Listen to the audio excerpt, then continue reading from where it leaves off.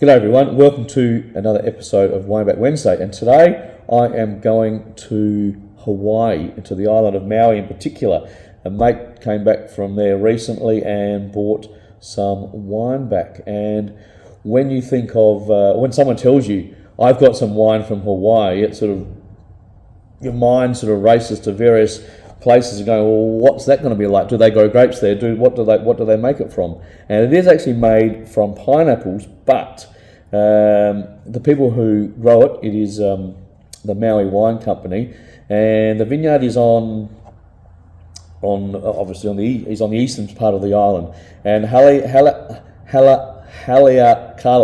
which is the East Maui volcano, is a dormant volcano which forms a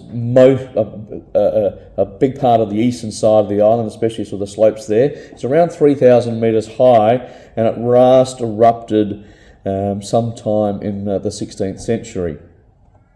So they actually planted the guy who owns the vineyard planted the first vineyards in 1977, and shortly started planting pineapples afterwards as well. The vineyard itself, or the area, is about 550 metres above sea level, and so it brings up sort of connotations of Stanthorpe in Queensland and southeastern Queensland, just a couple of hundred kilometres inland, 150 kilometres inland from the beach. So obviously we think about Queensland as being tropical, but the elevation at Stanthorpe is sort of 650, 700 metres above sea level and above. And so, similar to this place, on the eastern side of the Maui Island, which 550 metres above sea level, even though it has a tropical attributes to the climate, so up there at higher, it's cooler. You've got lovely exposure to the trade winds over here in Hawaii, so it just keeps that element of, I suppose, things are drying out faster and a cooler climate.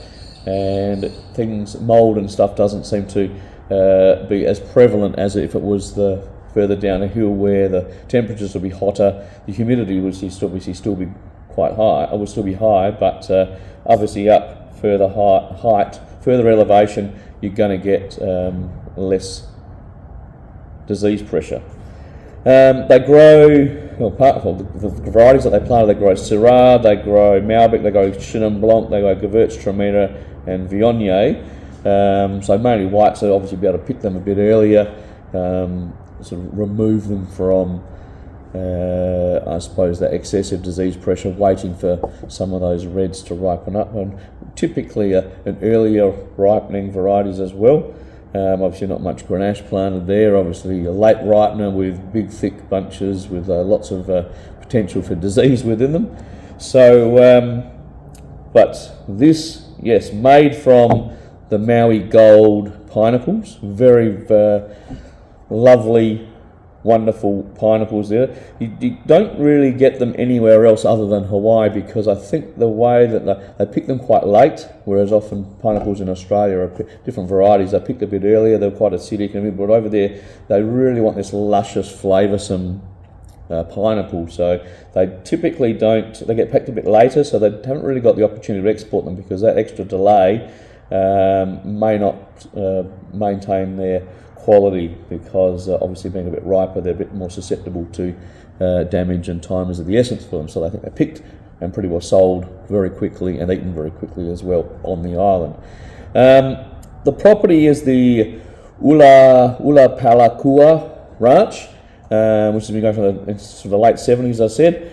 And in 2023, it was actually given an AVA, an American, actually a vineyard designation. So a bit like an appellation in Europe, or in France in particular, or a DOC or DOCG in Italy.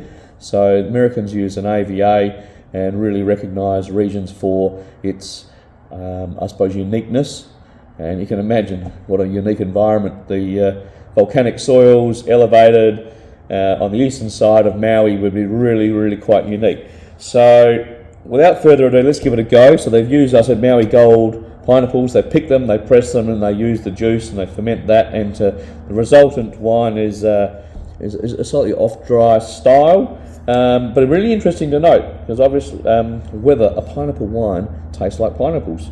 Because obviously when you pick grapes, and say a Sauvignon Blanc grape, it has methoxypyrazines in it, so it has this sort of grassiness, there's snow peas, etc. And then you pick Riesling, and it often has citrus and limes and slatiness and minerality and what have you. So, but obviously grapes are grapes, but pineapples, be interesting to see how much the fermentation influences the wine, and what other components. I'm sure it does smell like pineapples, but I'm sure there is other components in there as well. So very, very, oh my gosh, look at that, super pale. There's literally no colour in that. So, and definitely has an intense pineapple, sort of pineapple note, but in the same token, there are some stone fruit notes, there is some citrus in there. It's sort of got a mixture of, if you wanted to relate it to grape varietals, I think it's got a Riesling component to it, and maybe a bit of Viognier as well, but there is definitely that pineapple element through the background. Sort of slightly aged Rieslings, and sort of that sort of a Viognier element as well, where they often get some apricotiness and everything. But I think if you put them all together and the flavours and the aromas integrate, you sort of you can definitely see the pineapples. But yeah.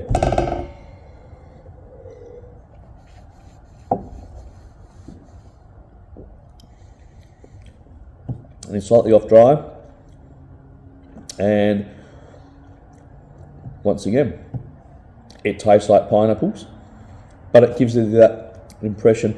Tasting it now, it is literally alcoholic pineapple juice, or alcoholic pineapples, whereas the aromas gave the, as I said, there's definitely pineapple there, but had elements of Riesling and a bit of Viognier in there. But on the palate, tasting it, it's 11.5% alcohol. It does taste like alcoholic pineapples. So there you go. That is awesome. There are all 50 states in America, the United States of America, do have a wine industry. Not all of them grow their own grapes. Not all of them grow grapes and make wine out of grapes, often things like this, the pineapples, for example. But California grows about 80% of America's wine, and produces about 80% of America's wine, whereas there are obviously wine industries in the other 49 states, but not everyone uses grapes as their base. But interesting fact. So there we go, a Maui Blanc made from Maui Gold pineapples from the Maui Wine Company, from the Ulupalakua Ranch on the eastern slopes of Haleakala, obviously the dormant volcano over there on Maui Island. So there you have it. Thank you for listening. You learn something new every day. Cheers.